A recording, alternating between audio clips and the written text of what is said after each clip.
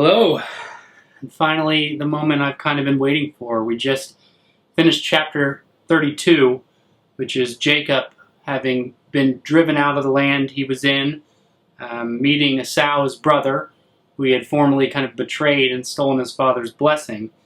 And at the end of chapter 32, while he's kind of reading these caravans that are being sent to Esau as offerings, he wrestles with kind of an unknown character.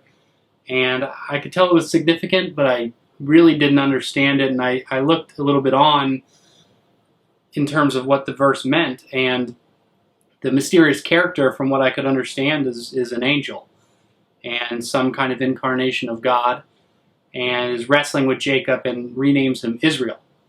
So tells him basically that his name is not Jacob, but Israel.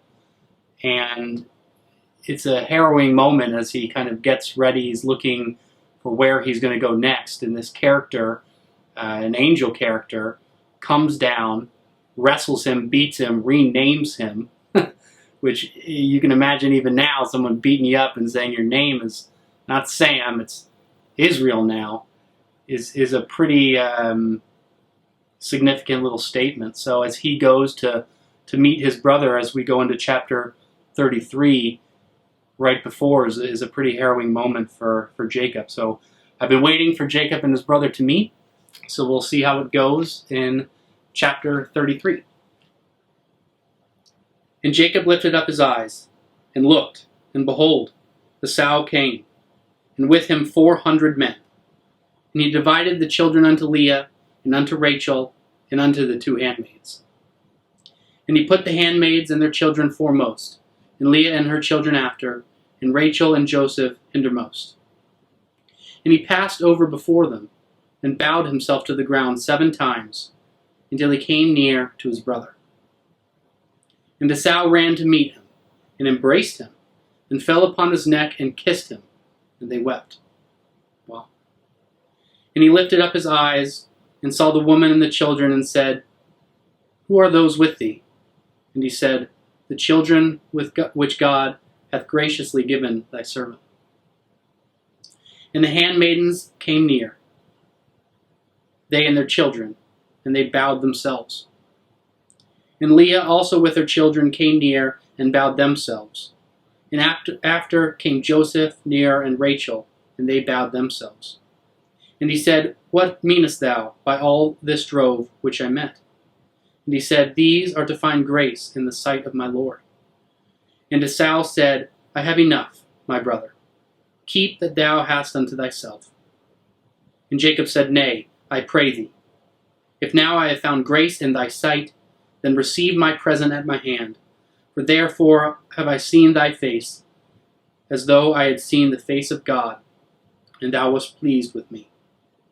Take, I pray thee, my blessing that is brought to thee, because God hath dealt graciously with me, and because I have enough. And he urged him, and he took it. Wow, Esau. And he said, Let us take our journey, and let us go, and I will go before thee. And he said unto him, My Lord knoweth that the children are tender, and the flocks and herds with young are with me. And if men should overdrive them one day, all the flock will die. Let my Lord, I pray thee, pass over before his servant, and I will lead on softly, according as the cattle that goeth before me, and the children be able to endure, until I come unto my Lord, unto Seir. And Esau said, Let me now leave with thee some of the folk that are with me. And he said, What needeth it? Let me find grace in the sight of my Lord. So Esau returned that day on his way unto Seir. And Jacob journeyed to Succoth, and built him a house, and made booths for his cattle. Therefore the name of the place is called Succoth. And Jacob came to Shalem, a city of Shechem, which is in the land of Canaan, when he came from Paddan Aram, and pitched his tent before the city. And he bought a parcel of a field, wherefore he had spread his tent at the hand of the father of Amor, Shechem's father, for 100 pieces of money. And he erected there an altar, and called it El Elo Israel. The next chapter is the defiling of Dinah, so I'm assuming that at least the meeting of them is over in that sense. Esau comes off very, very strong. He has 400 men, clearly with the ability to overpower and take Jacob's. But immediately he runs up to him and hugs him.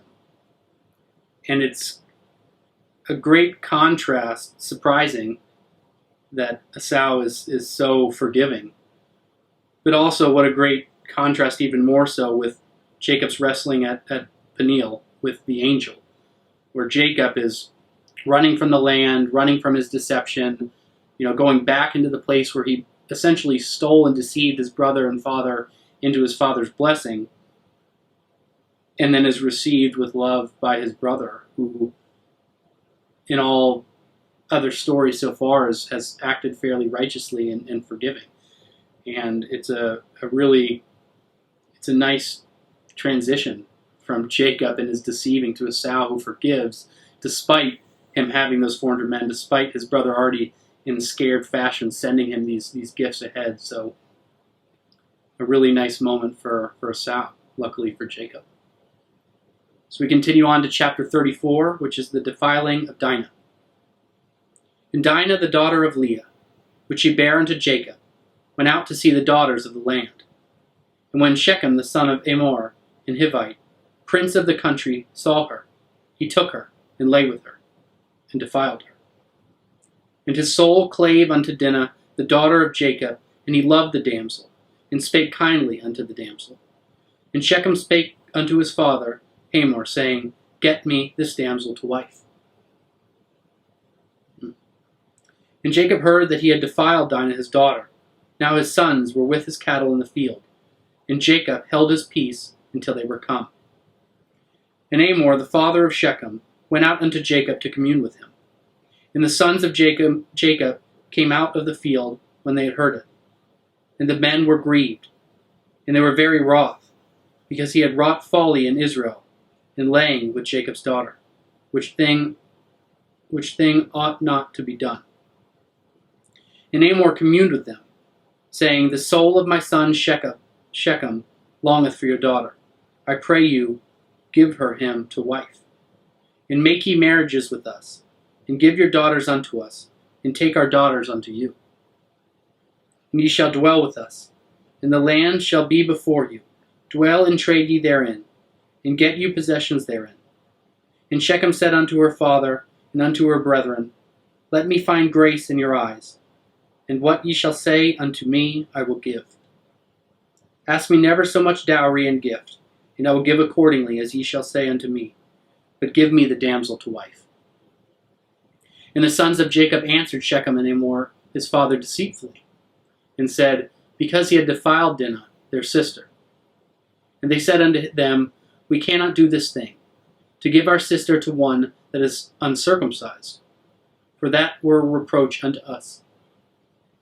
But in this we will consent unto you, if ye be as we be, that every male of you be circumcised.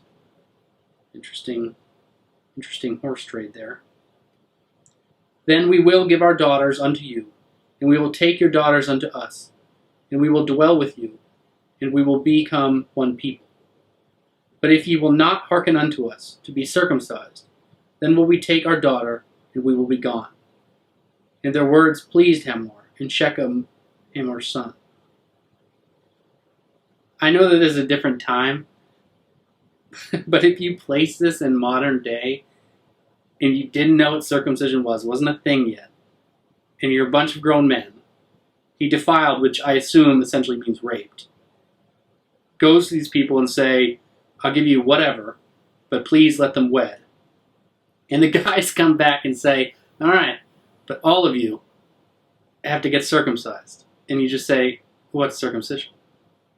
And they tell you what it is, and that's the trade.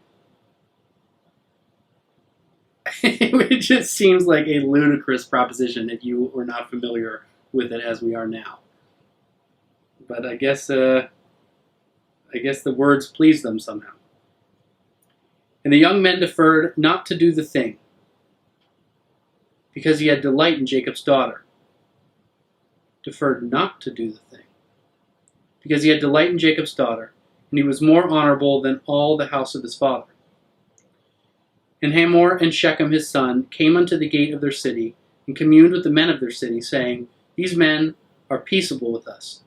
Therefore let them dwell in the land, and trade therein, for the land, behold, it is large enough for them. Let us take their daughters to us for wives, and let us give them our daughters. Only herein will the men consent unto us for to dwell with us, to be one people, if every male among us is circumcised, as they are circumcised. Shall not their cattle and their substance of every beast of theirs be ours? Only let us consent unto them, and they will dwell with us. And unto Hamor and unto Shechem his son hearkened all that went out of the gate of his city, and every male was circumcised, all that went out of the gate of his city. So every man agreed to it, so this guy could have this wife that he defiled. I would say no. And it came to pass on the third day, when they were sore, that the two of the sons of Jacob, Simeon, and Levi, Dinah's brethren, took each man his sword, and came upon the city boldly, and slew all the males. Oh, bad final moment before you get slain. And they slew Hamor and Shechem, his son, with the edge of the sword, and took Dinah out of Shechem's house, and went out. The sons of Jacob, came upon the slain, and spoiled the city, because they had defiled their sister.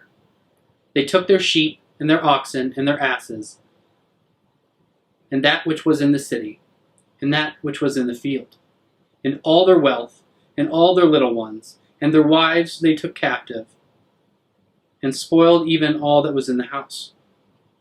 And Jacob said to Simeon and Levi, Ye have troubled me to make me to stink among the inhabitants of the land, among the Canaanites and the Perizzites. And I, being few in number, they shall gather themselves together against me, and slay me, and I shall be destroyed, I and my house. And they said, Should he deal with our sister as with a harlot? Bold, Jacob, but I think I approve so far. It's aggressive. But that's the end of chapter 34. Chapter 35 is Jacob returns to Beth-el. And God said unto Jacob, Arise, go up to Beth-el, and dwell there, and make there an altar unto God that appeared unto thee when thou fleddest from the face of Esau thy brother. Then Jacob said unto his household, and to all that were with him, Put away the strange gods that are among you, and be clean, and change your garments. And let us arise, and go up to Beth-el, and I will make there an altar unto God, who answered me in the day of my distress, and was with me in the way which I went. And they gave unto Jacob all the strange gods which were in their hand, and all the earrings which were in their ears, and Jacob hid them under the oak which was by Shechem.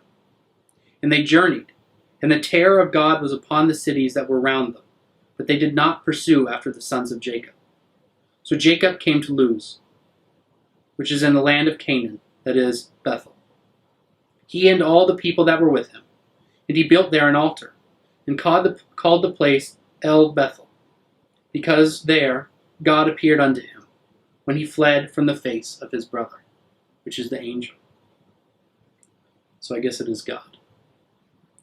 But Deborah, Rebekah's nurse, died, and she was buried beneath Beth-el, under an oak, and the name of it was called Allen Bacuth. And God appeared unto Jacob again, when he came out of Paddan Aram, and blessed him. And God said unto him, Thy name is Jacob. Thy name shall not be called any more Jacob. Thy name is Jacob. Thy name shall not be called any more Jacob, but Israel shall be thy name. And he called his name Israel. And God said unto him, I am God Almighty. Be fruitful and multiply. A nation and a company of nations shall be of thee, and kings shall come out of thy loins. In the land which I gave Abraham and Isaac, to thee I will give it, and to thy seed after thee I will give the land. And God went up from him in a place where he talked with him. And Jacob set up a pillar in the place where he talked with him, even a pillar of stone. And he poured a drink offering thereon, and he poured oil thereon. And Jacob called the name of the place where God spake with him, Beth-el. The deaths of Rachel and Isaac, continuing in chapter 35. And they journeyed from Beth-el, and there was but a little way to come to Ephrath. And Rachel travailed, and she had hard labor. And it came to pass, when she was in hard labor, that the midwife said unto her, Fear not, thou shalt have this son also. And it came to pass, as her soul was in departing, for she died, that she called his name Benoni, but his father called him Benjamin. And Rachel died, and was buried on the way to Ephrath, which is Bethlehem. And Jacob set a pillar upon her grave. That is the pillar of Rachel's grave unto this day. And Israel journeyed, and spread his tent beyond the tower of Edar. And it came to pass, when Israel dwelt in that land, that Reuben went and lay with Bilhah his father's concubine. And Israel heard it. Now the sons of Jacob were 12. The sons of Leah, Reuben, Jacob's firstborn, and Simeon and Levi, and Judah and Issachar and Zebulun. The sons of Rachel, Joseph and Benjamin. I appreciate that recap. And the sons of Bilhah, Rachel's handmaid, Dan and Naphtali. And the sons of Zilpah, Leah's handmaid, Gad and Asher. These are the sons of Jacob, which were born to him in Paddan Aram. It's nice that they recap that. And Jacob came unto Isaac his father, unto Mamre, unto the city of Arba, which is Hebron, where Abraham and Isaac sojourned. In the days of Isaac were 180 years. And Isaac gave up the ghost and died. And he was gathered unto his people, being old and full of days, and his sons Esau and Jacob buried him. Well, Isaac passing and Rachel passing is the end of an era for sure. That's the end of chapter 35. And those were some wild chapters. Obviously, first, Jacob meeting with Esau, it not going how I expected. Esau forgiving him graciously, embracing him. And the defiling of his daughter, the daughter of Leah, Dinah,